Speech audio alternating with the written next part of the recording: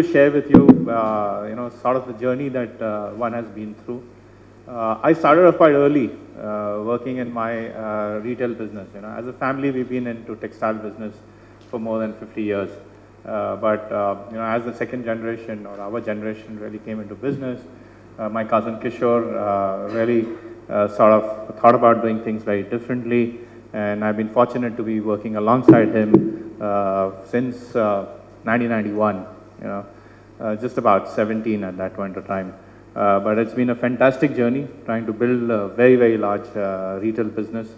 I think if you really look at where we have reached, from starting off. In fact, Hyderabad was the first place where we opened our very first store. Our first real venture into a commercial retail space happened at Panjagutta, not very far away from here, in a building called the Minerva Complex, I think.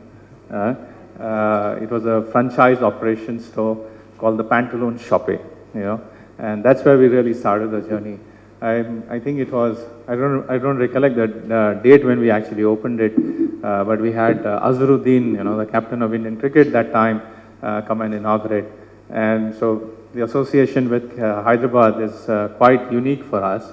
But, as we kept continually, from being an apparel manufacturer, really trying to build brands, and then we saw the first advent of really organized retail in India, and I must say that was really started by a company, Shop Stop, and they took the lead ahead. They converted one of their theaters in Mumbai and made a first Shop Stop store. And as manufacturers of brands, brands like Bear, John Miller, we were always very keen that we should be able to sell our brands at that store. And I think it's captured in Kishore's book, which he wrote in 2006.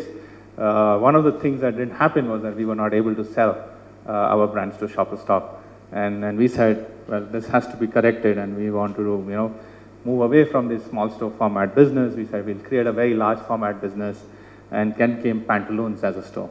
And the very first Pantaloons really opened in Calcutta in 1997, and we followed up with a store in Hyderabad at Begumpet, which continues to be there at Saptagiri Towers in October 1997. So, Hyderabad actually is kind of now, the next few concepts that we created, the first one always opened in Calcutta, the second one opened in Hyderabad. So that's happened in Big Bazaar. The first Big Bazaar opened in Calcutta, and the second one opened the very next day in Hyderabad. And this time it was at Abbott's. So tremendous association with Hyderabad. There's been a lot of learning out of Hyderabad in terms of what one can do in retail. And I must say, Hyderabad love to shop. Right? We do really well out here. Right? And coincidentally, our second central is in Hyderabad. Right? The first one happened in Bangalore, and the second one, again, not too far away from here, is the Hyderabad Central. Old store, bit tardy right now, doesn't look as good, but we're in the process of investing in it. We've just redone up some floors out there. We're making a big plan to renovate that entire place, and there are a lot of plans to go with that.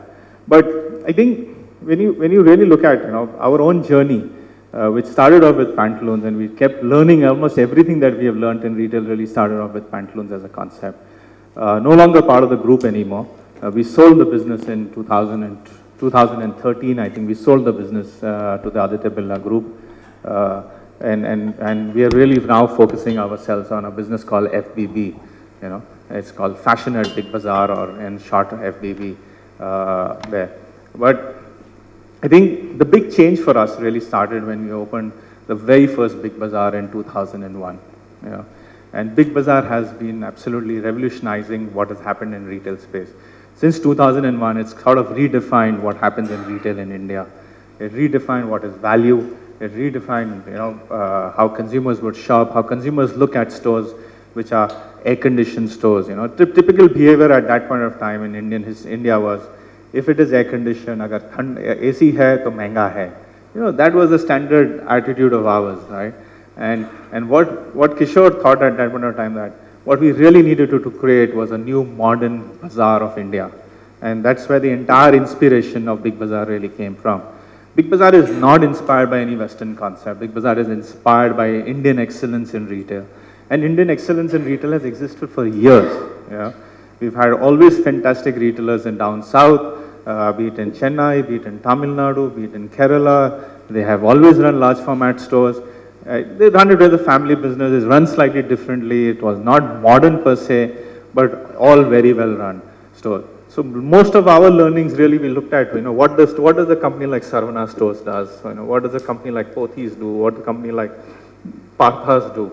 These are the kind of brands that we really looked at. Not the Walmarts of the world, not the Tesco's of the world. We didn't take inspiration there. And that's one of the biggest values that we have as an organization. And one of our values is Indianness. For us, doing things within India, for Indians, out of it, made in India, etc. All these have been integral part of our thinking. Everything that we do has to have an Indian touch to it. If we don't do it, we feel the fact that we are losing the link with the Indian consumer. Because India is different. That's the simple reality of Indians. Right? Do what we like, we are not going to be able to merge with the rest of the world. Right? We are always going to remain Indians at heart. We will have our jugards of life. We will continue to do things the Indian way, So, and that's where the challenge of retail really also starts from, right? When you travel to Far East today, there's very little distinction, you really can't understand what the culture that they used to be in, What is their ethnic clothing? It's not visible anymore, right? You go to the West, everything has disappeared, If you go to Germany, it's only when you have the Oktoberfest, that's when you see the traditional clothing of the Germans. Other than that, everything is so-called the westernized approach of life. But that's not the case here, right? You look at the room here today, right? It's quite a contrast, right? And that's where the challenge of Indian retail also starts, right? How do you really cater to this diverse set of people, right? And when you think through, today we are operating in 140 plus cities in India, right? I think in terms of languages itself, there are 14 or 16 languages that we need to work in now, right? So it's no longer the fact that, one English or one Hindi is going to get our business done. We literally have to really customize everything for every single marketplace, right? So when we are in Calcutta today, our marketing is now originating from Calcutta for the Calcuttan market. Because we need to start thinking Bengali. Now imagine, in Mumbai, which is where we are headquartered, trying to think about Bengali people, right? It's a difficult task. But that is something what, as a group and as a strategic level, is where we spend maximum amount of time understanding India and understanding Indian people. You'll find a lot of us will end up traveling, and we travel extensively, try and go into our stores. We have people go and visit people's homes and really understand how people live in different parts of our country. This is the knowledge that we've been continuously building. We have a division. The only focus of that division is to map each community that exists in India, to map their festivals, to map their key dates, because everybody seems to have a different date, right? Everybody seems to be celebrating so many different festivals. If Lord had given us one Christmas, life would have been so much simple. Arise every single year on the 25th of December. Right? You can plan so many things correctly. But here, we have to make a retail calendar which is depending on a moon, the lunar calendar. Right? Diwali comes 1 year late, the next year 10 days ahead, next year 10 days ahead, then 1 year afterwards, another 30 days ahead. Right? That's how the retail business, now that's quite complex, right? It's very complex to manage your supply chain. So it's a complex country. That's the reality of our life. Right? And I don't want to even bother to talk about the complexity which is built in by the governments and the state governments, etc. That's another story altogether.